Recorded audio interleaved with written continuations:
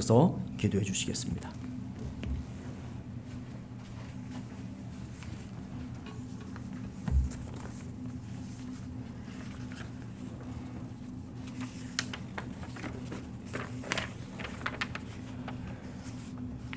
존귀하신 하나님 아버지, 2월 둘째 주 거룩하고 복된 주일 아침 주님 앞에 나와 예배드리게 하시니 참 감사합니다. 지난 한 주간도 세상 삶에 이리저리 휩쓸려 온전히 하나님을 향하지 못하고 내 뜻대로 잘못 살았음을 고백합니다. 이 시간 우리의 어리석음과 허물을 예수님의 피 흘리신 공로로 덮어주시고 사하여 주옵소서. 하나님 아버지, 저희들 마음속에 악한 것들을 뿌리 뽑아주시고 그 자리에 예수님의 사랑으로 채워지게 하옵소서. 죄악된 세상 속에서 믿음의 자녀들이 한 줄기 빛이 되게 하시어 어둠을 물리치고 환한 빛으로 채워질 수 있도록 인도하여 주옵소서. 사랑의 하나님, 연약하고 부족한 저희들과 우리의 자녀들이 살아가기에는 이 세상은 너무도 위험하고 악이 가득합니다. 우리의 연약함을 너무도 잘 아신 하나님께 간구하오니 끊이지 않는 전쟁과 지진 등 주변의 여러 가지 위험 속에서도 믿음을 잃지 않게 하시고 소망 가운데 감사와 기쁨과 인내로 승리하게 하시고 거룩한 그리스도인의 삶을 살아갈 수 있도록 능력을 더하여 주옵소서. 저희들의 가정을 통하여 역사하신 하나님, 모든 성도들의 가정들을 굳건한 반석 위에 세우시고 하나님을 경외하는 가정, 하나님의 질서가 바로 서는 가정들 되게 축복하여 주옵소서. 우리 주일학교 학생부 자녀들을 기억하여 주옵소서. 어려서부터 그 중심 가운데 항상 주님 함께 하셔서 올바른 믿음 안에서 복된 하나님의 자녀로 잘 성장할 수 있도록 목사님과 교사들에게 지혜와 사랑을 더하여 주옵소서. 우리 자녀들이 다음 세대 주님의 귀한 일꾼으로서 쓰임받을 수 있도록 인도하여 주옵소서.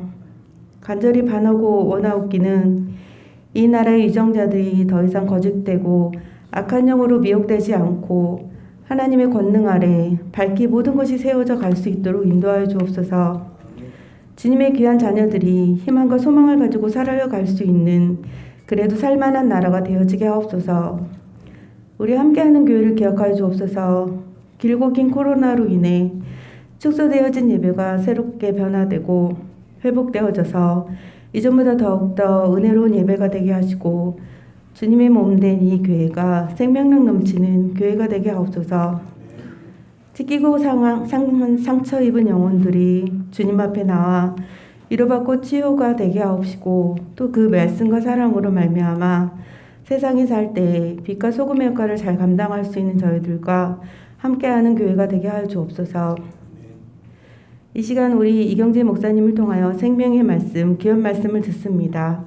말씀 증거하실 때 성령님 함께 하셔서 저희들의 귀를 열어주시고 하나님의 선하시고 온전하신 뜻이 무엇인지 깨달아 알 수 있도록 하시어 이 땅 가운데 주님의 복된 자녀로 한 주간도 잘 살아갈 수 있도록 인도하여 주옵소서. 우리 목사님과 가정을 축복하여 주시고 강건케 하시며 하나님께 귀히 쓰임받는 하나님의 마음에 합당한 목자로 남게 하여 주옵소서. 이 예배를 위하여 부족하지만 늘 성심으로 드리는 샤론 성가대의 찬양을 기뻐 받아주시고 은혜 내려 주옵소서. 우리를 구원하시고 사랑이 지극하신 예수 그리스도의 이름으로 감사하며 기도드립니다. 아멘. 예, 우리 다 함께 92장 함께 찬송하도록 하겠습니다.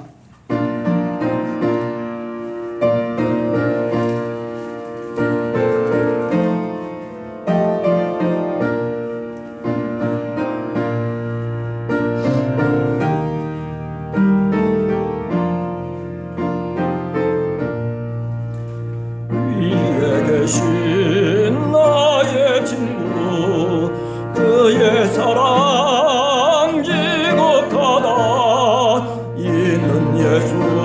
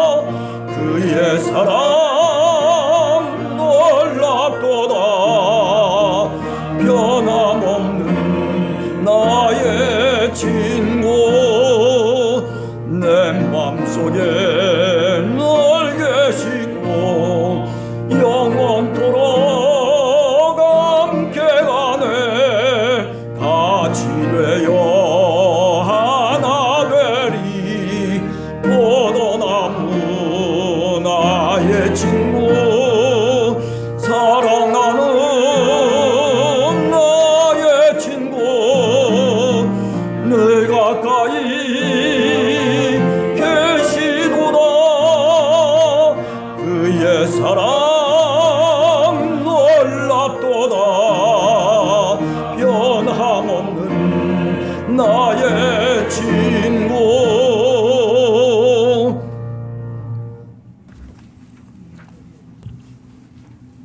그러나 너는 배우고 확신한 일에 거하라. 너는 내가 누구에게서 배운 것을 알며 또 어려서부터 성경을 알았나니 성경은 능히 너로 하여금 그리스도 예수 안에 있는 믿음으로 말미암아 구원에 이르는 지혜가 있게 하느니라. 아멘.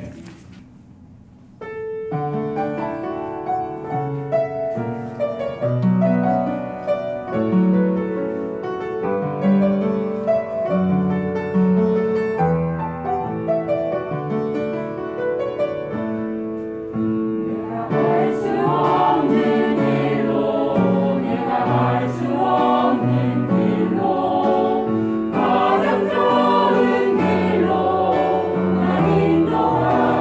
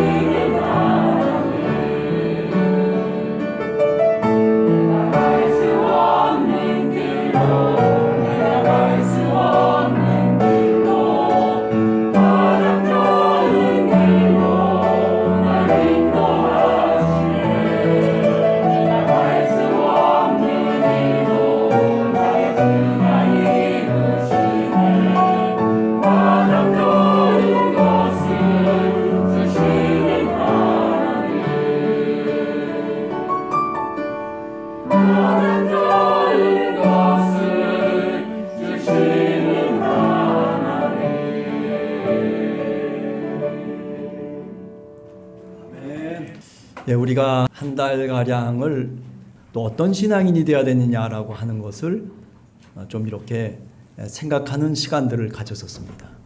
우선 첫 번째로 여러분들이 기억나시는지 몰라도 예배하는 신앙인, 이 예배라고 하는 것이 그 어떤 무엇보다도 우선돼야 된다라고 하는 것을 우리가 구약 성경에 여러 신앙의 사람들을 통해서 우리가 분명히 발견할 수 있습니다. 여러분들 잘 아시는 것처럼 아브라함이라고 하는 믿음의 조상도 마찬가지였습니다. 가나안 땅에, 그 약속의 땅에 들어와서 저 하란이라고 하는 메소포타미아 문명을 떨쳐버리고, 그리고 이제 여호와 하나님을 섬기는 백성으로 살아가는 데 있어서 가장 첫 번째 것은 뭐냐면은 바로 하나님의 이름을 부르며 제사를 드리는 예배였습니다. 야곱의 경우도 20년 동안 저 하란이라고 하는 곳에 들어가서, 역시 메소포타미아 문명 속에 들어가서 그렇게 20년을 살았어요. 온갖 고생을 하면서도 그래도 하나님이 약속하신 약속의 땅 가나안 땅으로 들어오게 되지 않습니까? 그러면서 그때 베델에서 약속했던 그 하나님을 향한 간절한 신앙의 고백을 생각하면서 역시 예배를 드리게 됩니다. 그 다음에 중요한 게 뭘까라고 얘기할 때 우리가 기도하는 신앙인을 얘기했었습니다. 기도하는 신앙인. 아니 도대체 신앙인이라면 당연히 기도해야 되는 것 아닙니까? 라고 우리가 물을 수도 있겠지만은, 그러나 사실은 우리가 가장 소홀히 하고 있는 것이 기도라고 하는 것입니다. 기도는 언제 어느 때든지 어느 곳에서든지 하나님과 교통할 수 있는 귀중한 영적인 수단입니다. 내 마음속에 어려움이 있을 때, 내가 살아가는 인생의 길 가운데 여러 가지 장애가 생길 때, 그때 우리가 힘을 얻고 그리고 영적인 일으킴을 받기 위해서는 그 어떤 무엇보다도 우리가 기도하는 것이 중요하다라고 하는 것을 말씀을 드렸습니다.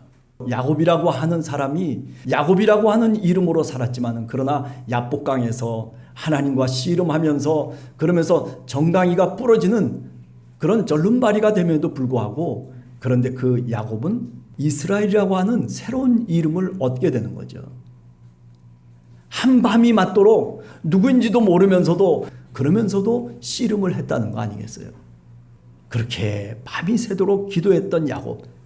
그래서 이제는 내 이름으로 살지 아니하고 하나님이 지어주시는 이스라엘이라고 하는 이름으로 살게 되었죠. 그래서 그 야곱을 통해서 12명의 아들이 생기게 되고, 그 12명의 아들이 이스라엘 민족의 조상이 되었다라고 하는 거죠.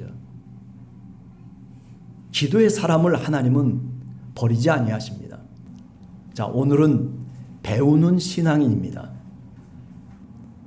그래요. 인류의 문명이라고 하는 것이 사실 인류 역사를 통해서 보면 우리가 쌓아놓은 이 바벨탑이 도대체 어떤 것인가라고 하는 것을 우리가 다시금 깨닫지만은, 그러나 오늘 우리의 삶의 현장 속에서 보면 오늘 또 우리는 아웅다웅 서로가 서로를 비난하면서 그리고 불평과 원망을 통해서 살아가는 그 모습이 바로 우리 현실이고 우리 실존의 모습이 아닌가라는 생각을 다시 또 하게 됩니다. 인생이 도대체 무엇입니까? 저는 제일 처음에 신앙의 삶을 살면서 우리가 배워야 될 것 중에 하나가 뭐냐면 말하는 것을 배워야 된다. 그렇게 생각합니다. 어린아이가 이 세상에 나오면 부모와 더불어서 엄마와 더불어서 제일 처음에 배우는 게 뭡니까? 말을 배웁니다. 자신의 젖을 물려주면서 그러면서 그 아이와 마음으로 대화를 나눕니다. 조금 더 크면 이제 말을 배웁니다. 수없이 반복합니다. 여러분, 신앙이라고 하는 것도 사실은 그와 같은 과정을 거쳐야 됩니다. 신앙인이라면 신앙의 말을 배울 줄 알아야 돼요.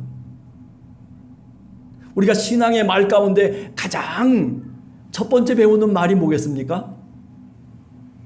예, 우리가 아버지 하나님이라고 하는 하나님의 이름을 배웁니다. 그러나 오늘 제가 한 번 더 얘기하고 싶은 것은 신앙의 언어 가운데 우리가 꼭 배워야 될 두 가지의 말이 있습니다. 그것은 뭐냐면 첫 번째는 아멘이라는 말이에요. 아멘. 예, 그렇습니다. 아멘. 왜 제가 이런 말씀을 드리냐면 예수님이 이 땅에 오셔서 우리들에게 그리고 제자들에게 가르쳐 주신 그 말씀 가운데 가장 특징적인 언어가 뭐냐면 바로 아멘이라고 하는 말이에요. 진실로 진실로 내가 너에게 이르노니 하면서 말씀하시는 진실로 진실로라고 하는 말이 그게 히브리 말로는 뭐냐면 아멘, 아멘.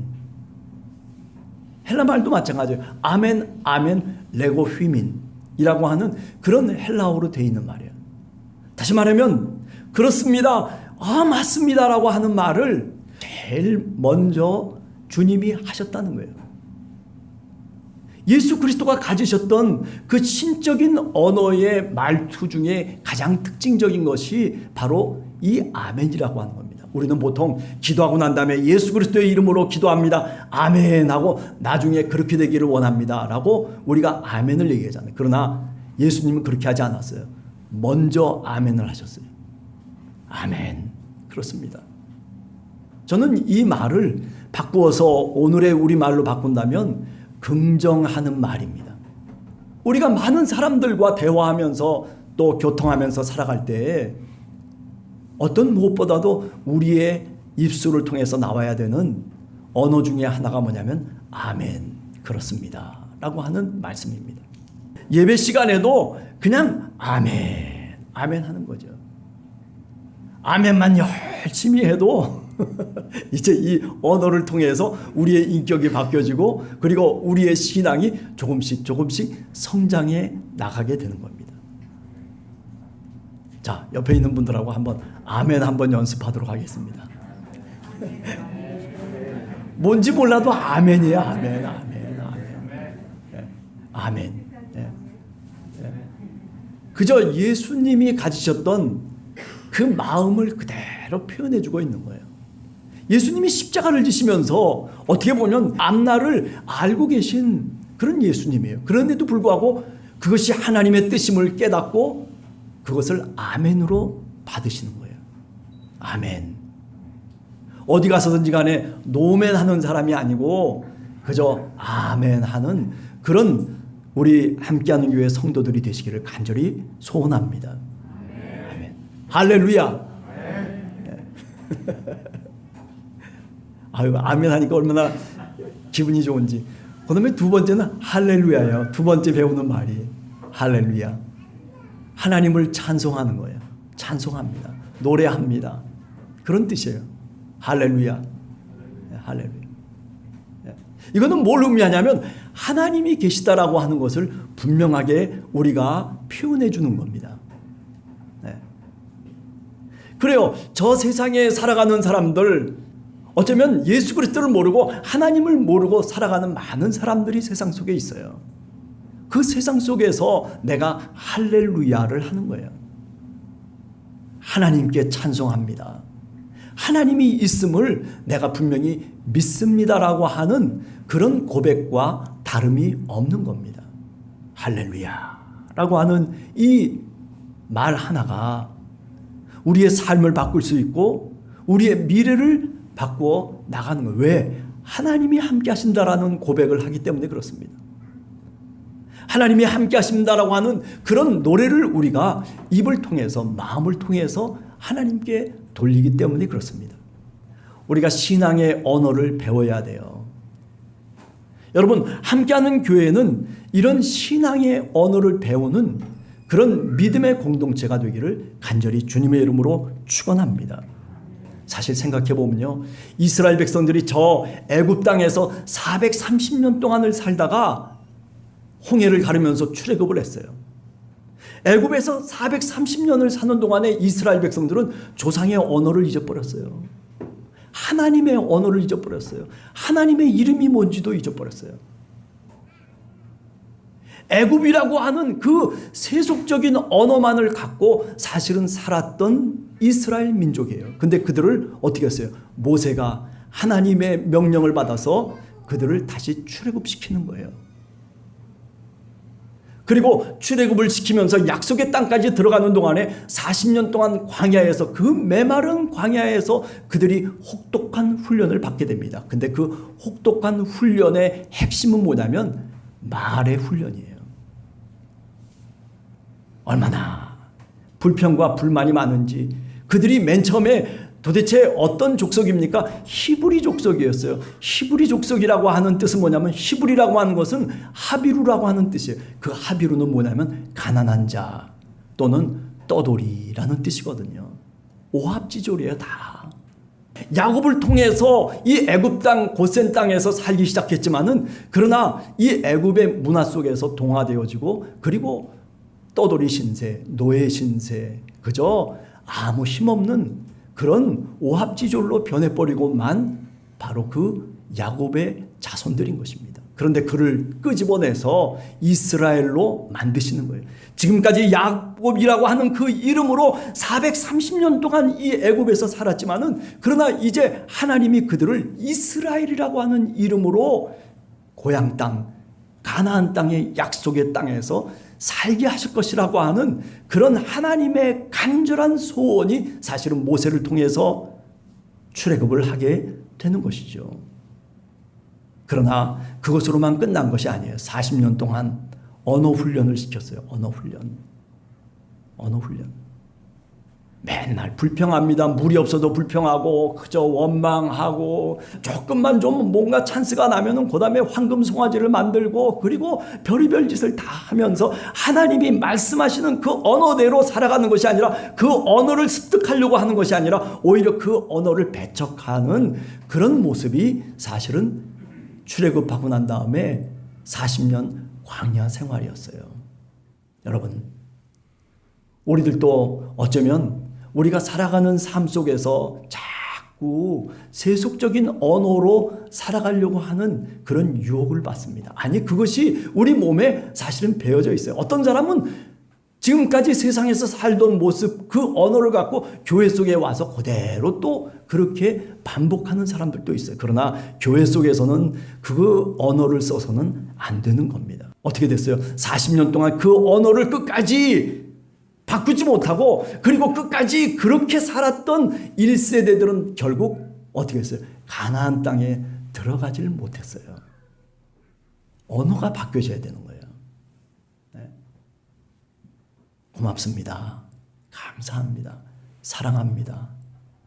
아멘. 할렐루야. 자, 한번 해보겠습니다. 자, 사랑합니다. 네. 네. 사랑합니다. 옆에 있는 분을 보면서 사랑합니다. 한번 해볼까요? 사랑합니다. 사랑합니다. 고맙습니다. 무조건 땡큐 고맙습니다. 네. 그저 뭐 어떤 이유가 있는 게 아니에요. 세상 사람들은 뭐가 이유가 있어야지 감사하고 이유가 있어야지 고맙다라고 얘기해요. 그러나 우리는 이유가 없어요. 왜? 하나님이 우리 이유이기 때문에 그렇습니다. 우리가 하나님의 백성이기 때문에 이유 없이도 내 옆에 있는 내 형제와 자매들을 향해서 고맙습니다 라고 그렇게 언어로 이야기하는 것이죠. 이렇게 말을 배워야 합니다. 그죠? 교회라고 하는 것은 바로 말을 배우는 신앙의 공동체예요. 이곳에 와서는 이곳의 언어를 배워야 되는 거예요. 자, 그 다음에 두 번째는 마음을 배우는 거예요. 말만 배우는 게 아니라, 그죠? 어린아이들을 키우다 보면 이제 엄마와 소통하면서, 그러면서 엄마의 마음을 배워가는 거예요. 엄마가 기분 나쁘면요, 애도 깨끗하면요, 설사가 일어나고, 그리고 애도 시들피들해져요. 네. 신앙인이라면 도대체 무엇을 배워야 될까라고 얘기할 때, 신앙인이 가져야 될 마음을 배우는 거예요. 빌립보서 2장 6절에 보면 너희는 이 마음을 품으라 곧 그리스도 예수의 마음이니 하면서, 그 예수 그리스도의 마음은 다른 것 아닙니다. 자기를 낮추고, 그리고 먼저 내 손을 내미는 거예요. 예수 그리스도께서 황금률이라고 하는 마태복음 7장 12절의 내용을 우리들에게 잘 이야기해 주셨잖아요. 뭐라고 얘기했습니까? 너희가 먼저 남에게 대접을 받고자 원하는 자마다 먼저 남을 대접하라는 거예요. 먼저 손을 내밀라는 거예요. 여러분, 내 자존심 때문에 내가 손을 내밀기가 싫어요. 내가 정말 저런 것 때문에 뭐 이렇게 생각할 수도 있어요. 그러나 이기는 사람이 어떤 사람이에요? 손을 먼저 내미는 사람이에요. 여러분, 내가 먼저 손을 내미는 거예요. 어떤 마음을 우리가 배워야 되느냐? 그리스도의 마음이에요. 산상수훈에서 가르치시는 그리스도의 마음. 얼마나 용서해야 됩니까? 네가 믿음이 있니? 네가 용서해. 네가 신앙인이니? 네가 용서해야지. 네가 사랑해야지. 네가 먼저 손을 내밀어야지. 이유가 없는 거예요. 예수 그리스도께서 이유가 없다는 거예요. 그냥 손을 내밀라는 거예요. 부부간의 관계도 마찬가지일 거예요. 어떤 때는 정말 내가 더러워가지고 내가 그냥 그래도 믿음 있는 사람이 참아야 돼요. 참아야 돼요. 믿음 있는 사람이 참는 거예요. 그러니까 맨날 손해보는 것 같고, 맨날 내가 지는 것 같고, 맨날 뭔가 내가 어떻게 보면 손익계산을 해보면 내가 맨날 마이너스 통장을 갖고 살아가는 것 같아요. 그러나 나중에 지나다 보면요, 그게 마이너스 통장이 아니에요. 그게 나중에 보면 하나님이 이렇게 복을 주시는구나. 하나님이 이렇게 나를 이끌어 주시는구나. 하나님이 내게 이렇게 하나님의 뜻을 알게 하시고, 그리고 하나님의 마음을 내가 이렇게 알도록 하신 그 속에서 행복을 느끼게 되는 거예요. 누가 행복한 사람이에요? 그래요. 그리스도의 마음을 배운 사람이에요. 마음이 가난한 자는 천국이 저희 것이라고 그랬어요. 이 가난하다라고 하는 말이 아까 말씀드린 것처럼 히브리라고 하는 말이에요. 히브리 말로는 이스라엘 백성들이 히브리인이에요. 그 사람이 가난했던 사람들이에요. 언제? 애굽 땅에 있을 때. 그죠? 그 이방 문화 속에서 파라오라고 하는 왕을 섬기면서 별의별 신들을 다 동원해가지고 살아가고 있는 그 땅에서 사실은 이 히브리 사람들은 자신의 정체성을 찾지 못하고 그렇게 저렇게 떠돌면서 살았던 사람들이에요. 그러나 그들이 이제 하나님을 찾게 됨으로 인해서, 그러므로 인해서 그들의 마음이 바뀌어지고, 그리고 그들이 히브리 사람이 아니라 오히려 이스라엘 민족으로 살아갈 수 있게 된 것이죠. 여러분, 오늘 우리 함께하는 교회 성도들 한 사람 한 사람도 우리가 마음이 가난한 자가 되어야 됩니다. 하나님이 그리하여서 그 마음이 가난한 자를 하나님께서 붙잡아 주시고, 그리고 그를 우리 하나님께서 당신의 손으로 이끌어 주시고 인도해 주시는 그런 하나님의 은혜를 우리가 경험하기를 원합니다. 좀 손해보시면서 살아가세요. 괜찮아요. 조금 나를 좀 내려놓고 한번 살아보세요. 그래도 괜찮아요. 주산을 막 두들기면 그게 손해인 것 같아도요, 나중에 보면 그게 손해가 아니에요. 네. 그렇게 살아가시는 우리 함께하는 교회 성도들이 다 되시기를 간절히 주님의 이름으로 축원합니다. 누구의 마음을 배워야 된다고요? 그리스도의 마음을 우리가 배우는 거예요. 맨 처음부터 뭐 완벽하게 배울 수가 없겠죠. 하나 둘 차례차례 배워가는 거예요. 세 번째, 우리가 어떤 신앙인이 되어야 되냐 하면 하나님의 뜻이 무엇인지를 배우는 신앙인이 되어야 돼요. 하나님의 뜻이 무엇입니까? 네? 하나님의 뜻. 가만히 생각하면 예수님과 함께 부르심을 받고, 그리고 그분의 뒤를 쫓아가면서도 그분과 함께 시간을 나누고, 그리고 그분과 함께 삶을 나누고 있는 그 순간에도 사실은 제자들은 그분의 뜻이 뭔지를 잘 몰랐어요. 다윗의 나라가 이제 돌아가겠구나, 다윗의 나라가 이제 회복되겠구나, 뭐 이런 꿈을 그들 마음속에 갖고 있을는지는 모르지만, 그러나 진정한 참된 그 하나님의 뜻과 예수 그리스도의 그 깊은 마음을 이해하지 못했어요. 그렇지만은 어떻습니까? 십자가에 달려 돌아가시고 난 다음에 그분이 부활하셔서 그 제자들에게 나타나시고, 그리고 오순절날 성령이 임하시고 난 다음에 그들은 모든 것을 새롭게 보기 시작했어요. 성경도 새롭게 보기 시작했어요. 구약 성경을 보면서도 이것이 바로 메시아구나, 이것이 바로 예수 그리스도를 가리키는 거구나, 바로 이것이 이런 뜻이구나. 그들의 눈이 열려지고 그들의 영혼이 열려졌던 것입니다. 성령 하나님이 나와 함께 하셔야 돼요. 내 인생의 삶을 살아가면서 내가 하나님의 뜻이 내 안에서, 내 삶 속에서 이루어지기를 간절하게 기도하는 그 기도의 제목이 없다면 한번 하나님께 다시 기도해야 돼요. 하나님, 성령을 저에게 주시옵소서. 아니, 성령을 못 받았습니까? 아니에요. 성령을 받았어요.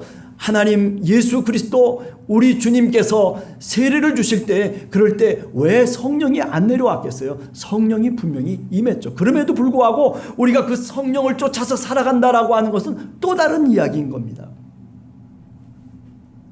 예수 그리스도를 믿고 구원받은 하나님의 백성이지만은, 그러나 아직도 성령을 따라서 살아가는 것이 아니라 어떻게 살아가요? 내가 육적인 몸을 입고 저 육적인 가치관과 그리고 세계관을 갖고 살아가는 사람들이 사실은 얼마나 많습니까? 그렇기 때문에 한국교회가 변하지 못하는 거예요.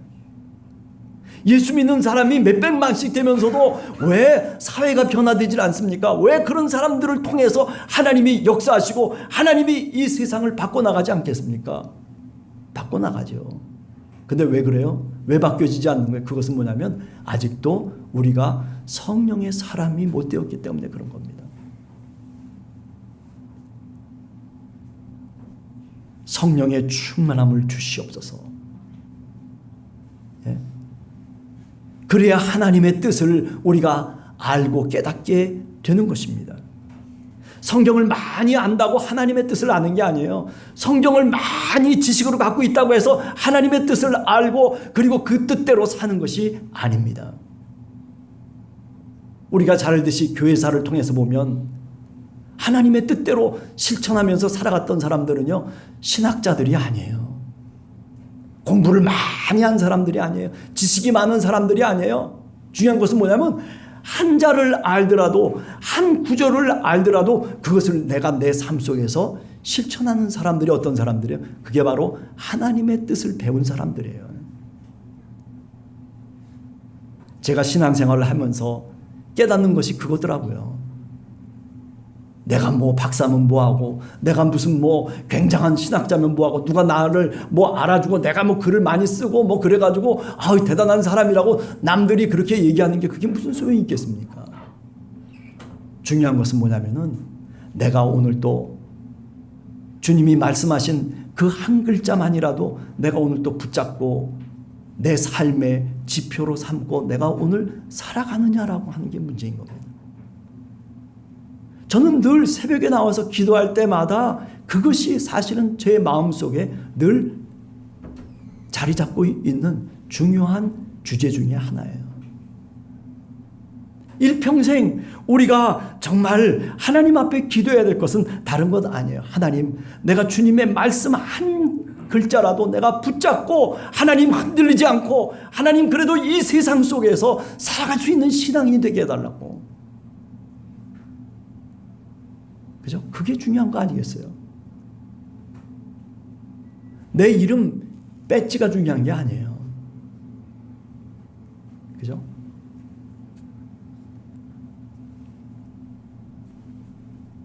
빌립보서 4장 9절에도 보면 너희는 나에게 배우고 듣고 본바를 행하라. 그리하면 평강의 하나님이 너희와 함께 계시리라. 이렇게 말씀하셨습니다.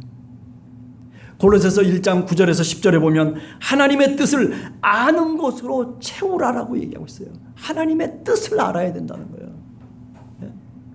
믿습니다라고 하는 게 중요한 게 아니고 믿고 난 다음에 하나님의 뜻이 무엇인지를 우리가 아는 것으로 채워라. 그것이 뭐냐면 바로 신앙의 성장을 의미하는 것이에요.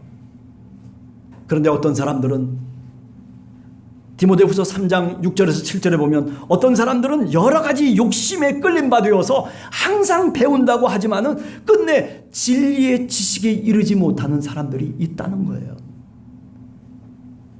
왜 그렇습니까? 자기 욕심에 끌려서 아버지 학교에도 가고 무슨 뭐 어느 세미나도 가고 어디도 가고 뭐 기도원도 가고 뭐 별의별 데 다 다녀요. 그런데 진리의 지식에는 이르지 못한다. 항상 배운다. 왜 그렇습니까? 여러 가지 욕심에 끌려 다니기 때문에 그런 거예요. 아직도 내 욕심을 버릴 수가 없어요.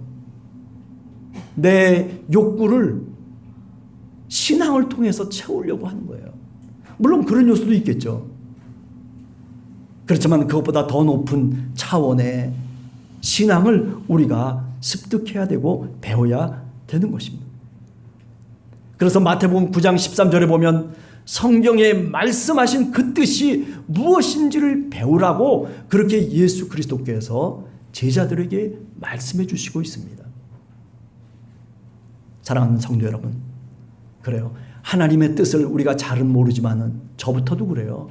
그렇지만은 우리가 중요한 것은 그 뜻을 알기 전에 성경에 있는 한 글자라도 내가 그것을 붙잡고 내가 살아가려고 하다 보면 하나님의 뜻이 무엇인지를 우리가 비로소 깨닫게 되는 줄로 믿습니다. 네. 우리 한 주간을 사시면서 이런 배우는 신앙인으로 살아가는 여러분과 제가 되기를 간절히 주님의 이름으로 축원합니다. 기도하겠습니다.